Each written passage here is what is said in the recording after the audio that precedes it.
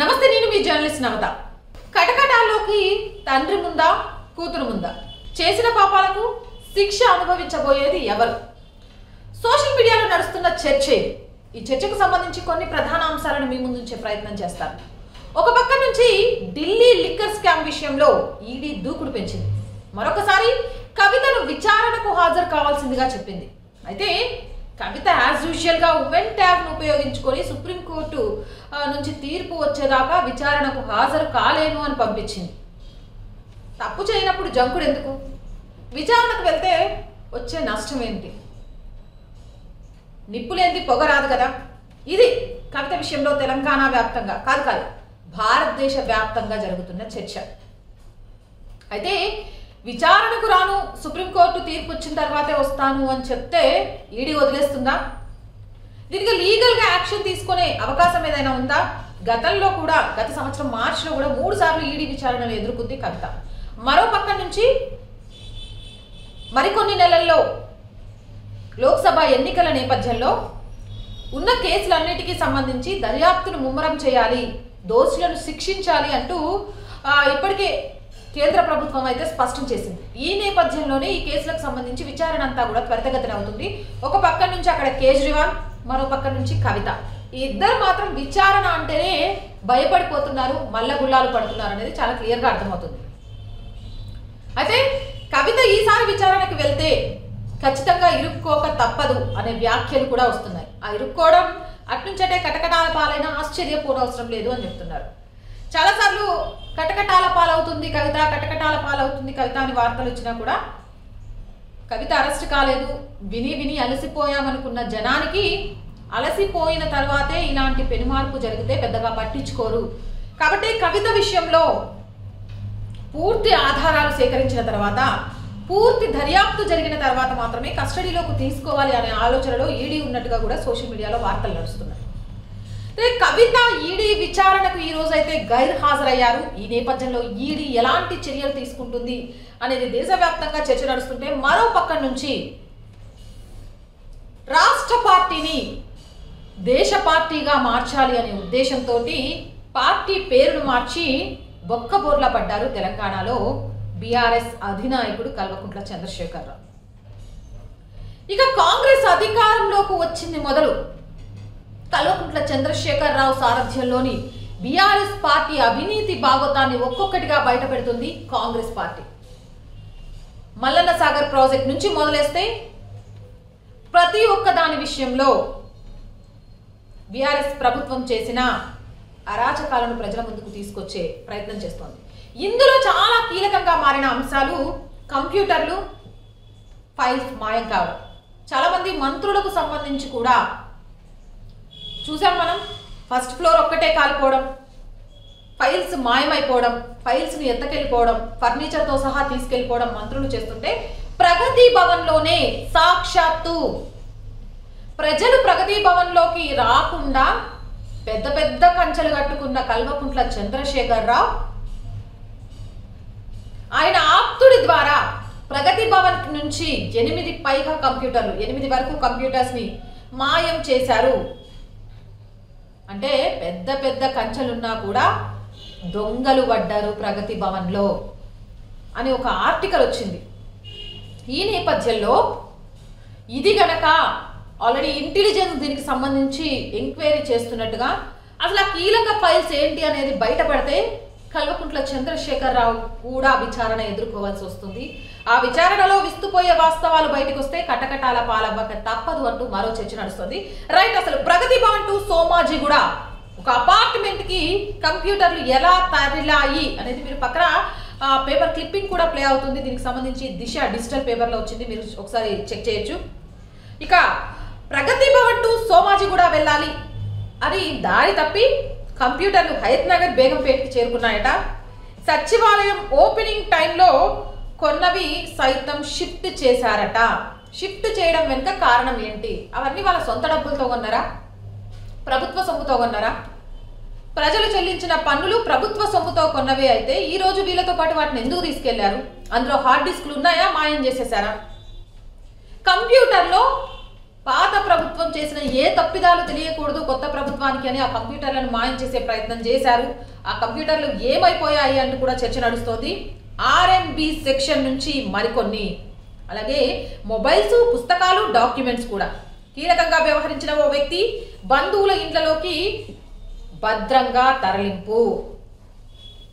చాలా పకడ్బందీగా ప్లాన్ వేసి వీటిని తరలించారట. చౌత చూడండి. రాష్ట్రంలో గత నెల అసెంబ్లీ ఎన్నికల ఫలితాలు వెలువడిన నేపథ్యంలో గంటల వ్యవధిలోనే సెక్రటేరియట్లో ప్రగతి భవన్ లో ఏం జరిగిందనేది ఇప్పటికీ రహస్యంగానే ఉంది. రహస్య సంఘటనలను, రహస్య సంఘర్షణలను, రహస్య భేటీలను జరపడంలో కేసీఆర్ చాలా దిట్ట అనేది ఆయనతో చాలా దగ్గరగా ఉండేవాళ్ళు చాలా సందర్భాల్లో చెప్పిన మాట. కంప్యూటర్లు, హార్డ్ డిస్క్లు, ఫైళ్లు మాయమయ్యాయని ఇంటెలిజెన్స్ అధికారులు గుర్తించారు. సీసీటీవీ ఫుటేజ్ ని పరిశీలించిన అనంతరం ప్రగతి భవన్, సెక్రటేరియట్, ఆర్ఎండ్బి సెక్షన్ నుంచి ఆల్ ఇన్ వన్ కంప్యూటర్లు సుమారుగా 8 తరలిపోయినట్లు నిర్ధారణకు వచ్చారు. ఏమైపోయాయి 8 కంప్యూటర్లు? ఈ 8 కంప్యూటర్లలో ఏ ఏ అంశాలు ఉన్నాయి? ఆర్ఎండ్బికి సంబంధించి అవినీతికి సంబంధించినవి ఏదైనా ఉన్నాయా? అసలు కంప్యూటర్లను ఎవరికి చెప్పి తీసుకెళ్లారు? ఎవడబ్బా సొత్తను తీసుకెళ్లారు? ఈ మొత్తం వ్యవహారం ఎవరి చేతుల మీదుగా నడిచింది? ఇప్పుడు తీసుకెళ్లిన వ్యక్తిని కస్టడీలోకి తీసుకొని విచారిస్తే తీగలాగితే డొంకలాగా, ఎక్కడో ఢిల్లీ లిక్కర్ స్కామ్ ఆ విచారణ మొదలైంది ఒకటి, తీగలాగుతుంటే డొంకలాగా ఒక పార్టీ అందులో ఇన్వాల్వ్ అయి ఉంటే సౌత్లో ఎవరెవరి ఇన్వాల్వ్మెంట్ ఉంది, ఎంతవరకు ఉందనేది బయటకు వచ్చి ఈరోజు విచారణ అంటేనే గడగడ వణికిపోయి కటకటాల్లోకి వెళ్ళిపోతామో, మళ్ళీ ఇంట్లో వాళ్ళని చూడమో అని భయాందోళనకు గురవుతున్నారు. అలాగే ఈ కంప్యూటర్ల మాయంకి సంబంధించి విచారణ మొదలైతే కూడా అలాంటివి జరగడానికి ఆస్కారం ఉంది అంటున్నారు. అందులో కొన్ని కంప్యూటర్లు సోమాజిగూడలోని ఒక అపార్ట్మెంట్ కి, హైత్ నగర్ ఆర్టీసీ కాలనీలోని ఒక ఇంటికి, బేగంపేటలోని మరో ఇంటికి భద్రంగా తరలించినట్టు ప్రాథమిక సమాచారం. ఎవరివో ఇండ్లు ఇప్పటికీ అవి అక్కడే ఉన్నాయా లేక మరో చోటకు మార్చారా అన్నదే ఇప్పుడు ప్రస్తుతం చర్చగా నడుస్తోంది. అసలు ఏమయ్యాయి కంప్యూటర్లు, ఎక్కడికి మాయమైపోయాయి అనేది ఇప్పుడు చర్చానీయాంశంగా మారింది. దీనికి సంబంధించి పూర్తి అప్డేట్స్ ని మనం ఒకసారి చూస్తే వాటిలో కీలకమైన వివరాలు, డేటా ఉన్నట్టుగా అనుమానం వ్యక్తం చేస్తున్నారు. కొత్త సచివాలయం ప్రారంభోత్సవం సందర్భంగా కొన్ని పేషీల్లో ఆల్ ఇన్ వన్ కంప్యూటర్లు సిపియు లేకుండానే కొనుగోలు చేశారు. ఇందులోని 2 కంప్యూటర్లు సైతం ఎన్నికల టైంలో బయటికి తరలినట్లు ప్రాథమికంగా తేలింది. ఓహో, ప్రగతి భవన్లోనే కాదు, ఇక మిగిలిన ప్లేస్లలో నుంచి కూడా, సచివాలయం నుంచి కూడా మాయమైపోయాయట. ప్రభుత్వ అభివృద్ధి సంక్షేమ పథకాలకు సంబంధించిన సమగ్రమైన వివరాలు, వాటికి అనుబంధంగా ఫిజికల్ రూపంలో ఉన్న డాక్యుమెంట్లు సైతం వీటితో పాటే తరలి వెళ్ళినట్లు సమాచారం. ఎప్పటి నుంచో చెప్తాను, ప్రభుత్వ అభివృద్ధి సంక్షేమం అంటే బీఆర్ఎస్ పార్టీ నాయకులకే తప్ప తెలంగాణ ప్రజలకు అందలేదు అనేది. మరి అలాంటి వాస్తవాలు ఆ కంప్యూటర్స్లో అలాగే ఆ ఫైళ్లలో ఉన్నాయా? అందుకే మాయం చేసే ప్రయత్నం చేశారా అని కూడా మాట్లాడుతున్నారు. అలాగే ఫిజికల్ రూపంలో ఉన్న డాక్యుమెంట్స్ సైతం వీటితో పాటు తరలించినట్లు సమాచారం. ఎలక్షన్ కోడ్ రావడంతో వర్క్ ఫ్రమ్ హోమ్ పేరుతో ప్రభుత్వ వాహనంలోనే సెక్రటేరియట్ నుంచి వీటిని తీసుకెళ్లినట్టు ఇంటెలిజెన్స్ గుర్తించింది. వాహా, వర్క్ ఫ్రమ్ హోమ్ ఈ పేరుతో ఏమైనా చేయొచ్చు, కంప్యూటర్లు మాయం చేయొచ్చు, ఫైల్స్ మాయం చేయొచ్చు. ఇలాంటి కీలక అంశాలకు సంబంధించి వర్క్ ఫ్రమ్ హోమ్ చేస్తే ప్రతి ప్రాజెక్ట్లో అక్రమాలు, అవినీతి కాకపోతే ఇంకేం దొరుకుతుంది? ఈ కంప్యూటర్ విలువను సీరియస్ గా తీసుకోకపోయినా అందులోని డాటా, కీలక సమాచారం విషయంలోనే లోతుగా ఆరా తీస్తున్నారు. వాటిని సోమాజిగూడలోని ఒక అపార్ట్మెంట్ కు తరలించినట్లు ఆ వ్యవహారంలో పాలు పంచుకున్న కింద స్థాయి సిబ్బంది ద్వారా తెలిసింది. అక్కడి నుంచి సీసీటీవీ కెమెరాలు ఉన్న ఆ తతంగం జరిగి దాదాపు 1.5 నెల గడుస్తున్న నేపథ్యంలో ఈ ఫుటేజ్ దొరుకుతుందా లేదా అనేది అనుమానమే. ఆర్ఎండ్బి సెక్షన్ కింద కూడా 2 కంప్యూటర్లు తీసుకెళ్లినట్లుగా సమాచారం. సోషల్ మీడియా అవసరాల కోసం వాడుతున్న ఖరీదైన మొబైల్ ఫోన్లు, కంప్యూటర్లు కూడా వ్యక్తుల స్వాధీనంలోనే వెళ్లిపోయాయి. అప్పట్లో ప్రగతి భవన్లో కాంట్రాక్ట్ అవుట్సోర్సింగ్ సిబ్బంది సాయంతో కంప్యూటర్లు తరలినందుకు దర్యాప్తు తర్వాత స్పష్టమైన వివరాలు వెలుగులోకి రానున్నాయి. దీనంతటి వెనుక ఒక వ్యక్తి ఉన్నట్టుగా అనుమానం వ్యక్తమవుతుంది. కేవలం ఒక వ్యక్తి ద్వారానే సుమారు 8 కంప్యూటర్లు, ప్రగతి భవన్ నుంచి 3, సెక్రటేరియట్ నుంచి 2, ఆర్ఎండ్బి నుంచి 2, అదనంగా మరొకటి. ఎక్కడి నుంచి ఏ విధాలు వెళ్ళిపోయినాయి అని కూడా క్లియర్గా ఇచ్చారు. ప్రాథమిక అంచనా వాటన్నిటిలో ఒకే చోట పెట్టకుండా హైత్ నగర్, బేగంపేట ఇలా వివిధ నివాసాలకు షిఫ్ట్ చేసినట్లు తెలుస్తోంది. అన్ని ఒకే దగ్గర ఉంటే దొరికిపోయినామనుకో కొంప కొల్లేరవుద్ది కదా, అందుకే అట్లా షిఫ్ట్ చేసి పెట్టిండ్రు అని జనాలైతే గుసగుసలు మాట్లాడుకుంటారు. మరి ఈ విషయాన్ని విచారణ జరిపి వాస్తవాలను ప్రజల ముందుకు తీసుకురావాల్సిన బాధ్యత విచారణ సంస్థలు, దర్యాప్తు సంస్థల మీదే ఉంది. దర్యాప్తు సంస్థలు త్వరితగతిన పనిచేసి ఇలాంటి వాస్తవాల్ని ప్రజల్లోకి తీసుకురాకపోతే ఇంకా కళ్ళబొల్లి మాటలతోటి అధికారంలోకి వచ్చి ప్రజలను ఇంకింత గోసపుచ్చుకోవడానికి కారణమవుతాం. మీ ఆలస్యం రాష్ట్రంలోనైనా దేశంలోనైనా అనేక మంది ప్రజల భవిష్యత్తు మీద ఆధారపడి ఉంటుంది అనే విషయాన్ని నిజంగా అధికారులు అయితే గుర్తుపెట్టుకోవాలి. అండ్ గతంలో కూడా నేను చాలాసార్లు చెప్పాను, రాజకీయ నాయకుడు 5 ఏళ్ల పాటు మాత్రమే ఉంటాడు. అధికారి తను రిటైర్డ్ అయ్యేదాకా ఆ పదవి నుంచి పదోన్నతులు పొందుతూ ముందుకెళ్తూ ఉంటాడు. అలాంటి అధికారి రాజకీయ నాయకుల ముందు జీ హుజూర్ అంటే వాళ్ళ పదవి ఊడిపోయిన తర్వాత మీరు తలదించుకునే పరిస్థితి. మీ కుటుంబం, మీ పిల్లలు, మీ చుట్టుపక్కల వాళ్ళ ముందు ఒక అవినీతి పరుడిగా తలదించుకొని మీ పిల్లల భవిష్యత్తును కూడా అంధకారం చేసిన వాళ్ళు అవుతారు. కాబట్టి ఎట్టి పరిస్థితిలో ఏ రాజకీయ నాయకుడు అవినీతిని ప్రోత్సహించినా ఒక అధికారిగా ప్రశ్నించండి, ఆ నిజాన్ని ప్రజల ముందు ఉంచండి.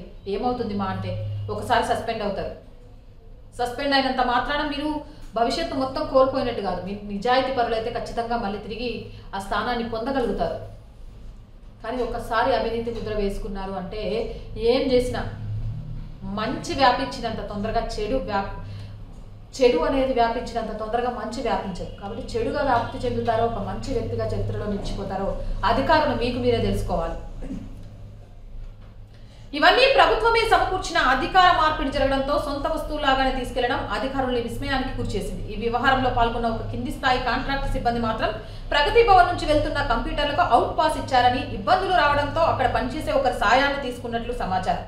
అప్పుడు సీఎం కేసీఆర్ కు సదరు వ్యక్తి సన్నిహితంగా ఉండడంతో ప్రగతి భవన్ లో పనిచేసే ప్రభుత్వ సిబ్బంది కూడా గట్టిగా నిలువరించలేకపోయినట్లు తెలిసింది. సచివాలయానికి షిఫ్ట్ చేస్తున్నామనే పేరుతో పాస్ సృష్టించినట్లు సమాచారం. గత పాలనలో అప్పటి సీఎం కేసీఆర్ పర్యవేక్షణలో ప్రజాధనం దుర్వినియోగమైందని ఎన్నికల టైంలో కాంగ్రెస్ వ్యాఖ్యానించినట్టుగానే కాంట్రాక్ట్ అవుట్సోర్సింగ్ సిబ్బంది కూడా ఇదే తీరుతో ప్రభుత్వ నిధులతో కొనుగోలు చేసిన కంప్యూటర్లు, మొబైల్ ఫోన్లు బీఆర్ఎస్ అధికారం చేజారిన వెంటనే ఇళ్లలోకి తరలించడం గమనార్హం. తరలించిన వ్యక్తి బంధువుల వివరాలను రాబట్టి ప్రశ్నించడం, సోదాలు నిర్వహించడం చేస్తే మరిన్ని విషయాలు బహిర్గతమయ్యే ఛాన్స్ ఉంది. ఒక కంప్యూటర్లేనా ప్రజాధనమే దుర్వినియోగమైందా, అందులో ఉన్న డేటా ఏదైనా కీలకమైందా, R&Dకి సంబంధించి ఎందుకు మాయమయ్యాయి, ప్రగతి భవన్ నుంచి సచివాలయం నుంచి ఇలా వేరు ప్రాంతాల నుంచి కంప్యూటర్లను వేరు స్థలాలకు ఎందుకు షిఫ్ట్ చేశారు, ఇందులో ఉన్న అధికారుల చేతివాటమేనా లేకపోతే అప్పటి ప్రభుత్వ ప్రోత్సాహం కూడా ఉందా? ఎందుకంటే మనం గతంలో కూడా చూసాం, చాలా మంత్రులకు సంబంధించి ఫైళ్లు తీసుకెళ్ళిపోవడము, ఒకటే ఫ్లోర్లో అగ్ని ప్రమాదం జరగడము, రాజీనామాలు ఇవ్వడము, వీటన్నిటి నేపథ్యంలో అప్పుడు జరిగిన అవినీతికి సంబంధించి ఎలాంటి ప్రూఫ్స్ లేకుండా చేస్తున్న ప్రయత్నం చేస్తున్నారు అంటున్నారు. ఒక పక్క నుంచి మల్లన్న సాగర్, కాళేశ్వరం, ప్రజాధనం దుర్వినియోగం, పథకాల పేరుతో అవినీతి విషయాల్ని బయటపెట్టే ప్రయత్నం రాష్ట్రంలోని కాంగ్రెస్ ప్రభుత్వం చేస్తుంటే, మరో పక్క నుంచి ఇంటెలిజెన్స్ ద్వారా ఈడీ దూకుడు పెంచింది. ఢిల్లీ లిక్కర్ స్కామ్కి సంబంధించి ప్రధాన నిందితులను విచారించి కస్టడీలోకి తీసుకోనుంది అన్నట్టుగా కూడా సోషల్ మీడియాలో వార్తలు వస్తున్నాయి. మరి ఈ రోజు విచారణకు హాజరు కాలేదు కవిత, కానీ ఖచ్చితంగా విచారణకైతే హాజరు కావాల్సిన రోజు వస్తుంది.